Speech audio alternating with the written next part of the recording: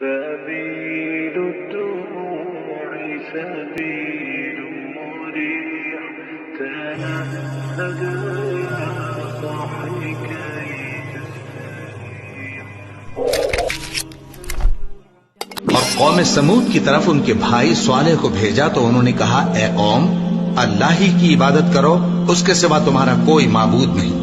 اسی نے تم کو زمین سے پیدا کیا اور اس میں آباد کیا، تو اس سے مغفرت مانگو اور اس کے آگے توبہ کرو.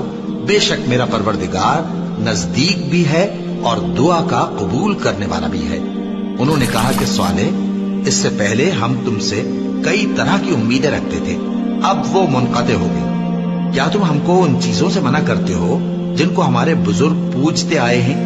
اور جس بات کی طرف تم ہمیں بلاتے ہو اس کی طرف سے ہم بڑے بھاری شک میں ہیں. صالح نے کہا، اے میری قوم، بھلا دیکھو تو، اگر میں اپنے پروردگار کی طرف سے کھلی دلیل پر ہوں اور اس نے مجھے اپنے ہاتھ سے نبوت کی نعمت بخشی ہو، تو اگر میں اللہ کی نافرمانی کروں تو اس کے سامنے میری کون مدد کرے گا؟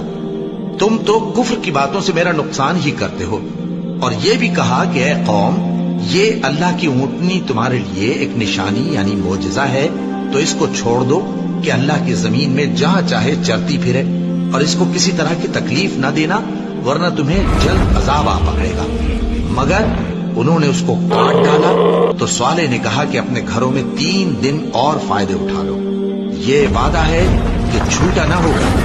بس جب ہمارا حکم آ گیا ان کو زلزلے نے آ پکڑا، سو وہ اپنے گھروں میں اوندھے پڑے رہ گئے.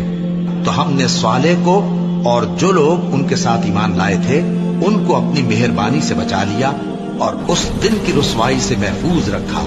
بے شک تمہارا پروردگار طاقتور ہے، زبردست ہے.